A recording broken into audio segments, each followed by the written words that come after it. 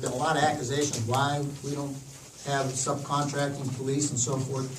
And I'll let Mr. Sabbath go ahead and talk about that, because we're getting hit on this a lot of times, so I think they gotta understand the law.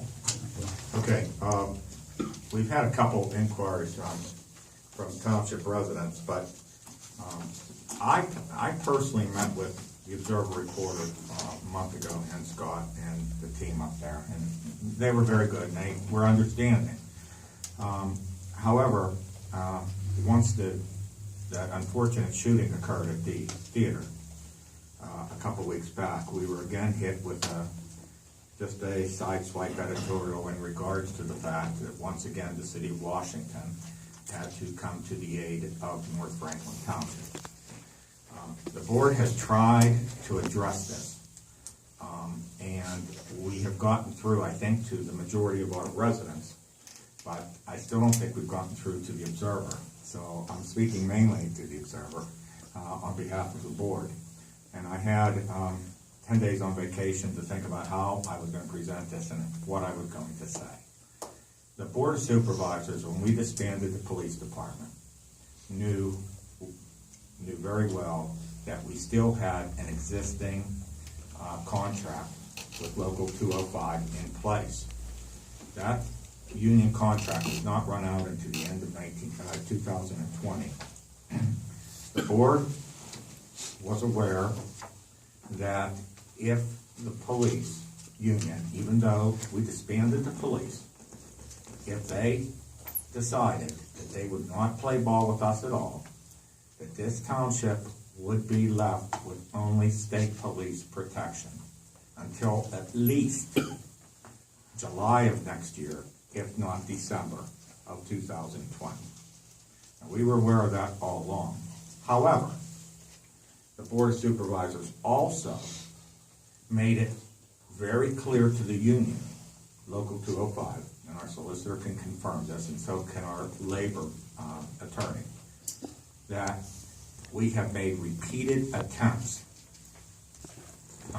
to entice the police department union, the 4 members that remained, to accept a financial settlement so that they would let us out of the subcontracting clause so that the township could then begin negotiations with most likely the city of Washington for police protection, or begin an attempt at regionalization, or whatever way we felt as though as a board we wanted to go. Local 205 has refused, despite our financial offers to the union and its police officers, to allow this township supervisor, this board, to negotiate or to allow our labor attorney or our solicitor to get police protection back into this township on behalf of its residents. And I said at the last meeting on behalf of the board, and I'm going to say it again, we are being held hostage. Yes, we made a decision to disband the police because of numerous reasons, which I'm not going to go back into. And they're not coming back. This board has made a decision, and that is it. So you have to ask yourself the question, why would sane people not accept money and allow this township to go ahead and subcontract or regionalize and pay them money and get the protection that the residents of this township want and deserve? And the only reason that you can come to any end is that they are playing a game of payback with this Board of Supervisors. It's not going to work. And if we have to ask for help from various municipalities and from the state police all the way through the end of next year, 2020, that's what's going to happen. That's not what we want.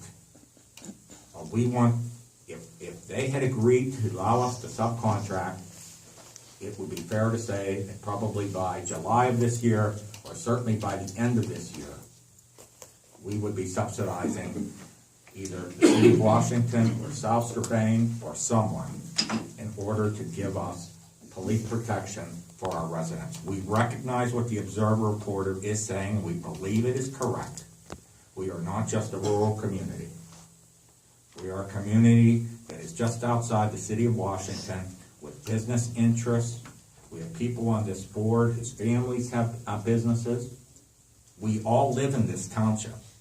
And sometimes I get the impression, and the board gets the impression, that the residents, some residents, not many of them, but some residents feel that we don't live here. We live here. We know we need police protection.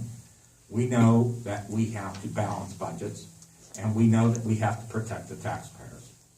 And we have a responsibility to public safety as well.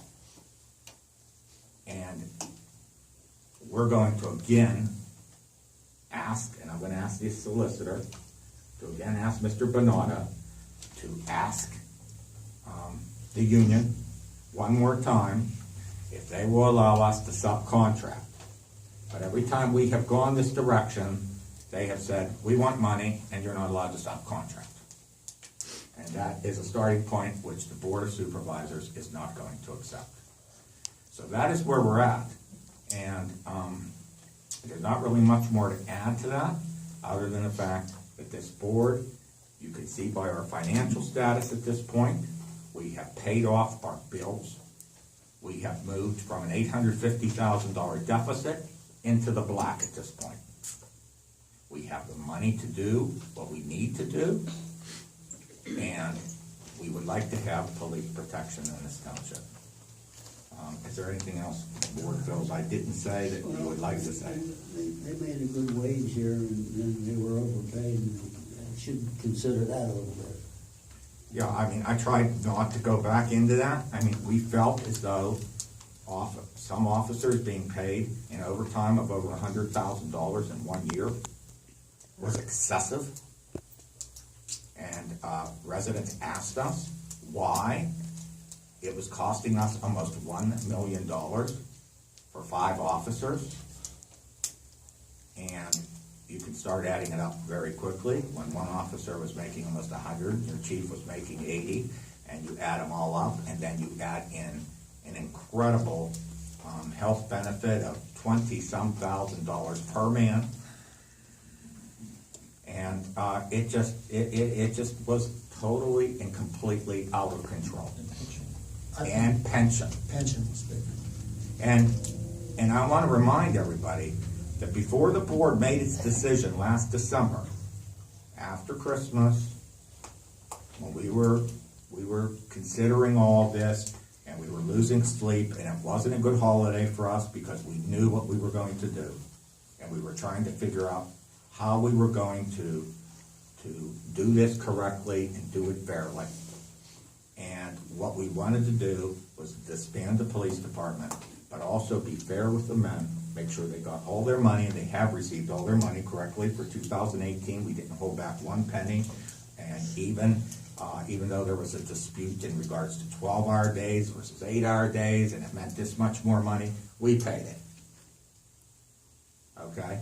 And for 2019, even though we feel as though we don't owe them a penny, because we disbanded the department by the end of December, we were willing as a board to write checks to all of the officers in order to allow us to subcontract. This board's position continues to be that if we could have subcontracting and police coverage in this township, which gives you the response time that you want, and do it for $300,000 or $250,000 a year, as opposed to $800,000 or $1 million, and keep your taxes where they are, that is a deal for us, and it's a deal for the city of Washington as well. And we thank the city for helping us, and I had received a call from the Observer yesterday in regards to fire services, and I think, Dave Bain, you were going to receive a similar call from the Observer, and a regionalization of that, and we're going to continue to work in this community with other communities. We're going to take a look again at what we give to our library, but there was complications with that, in the past as well.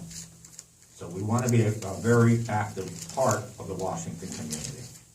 And I'm not pointing fingers at any other township, but heck, when I keep hearing that we're being compared to Canton, when in fact we have been with police services here since God knows how long, 50 years at least, and Canton has had none, and they're twice our size, and somehow that's okay.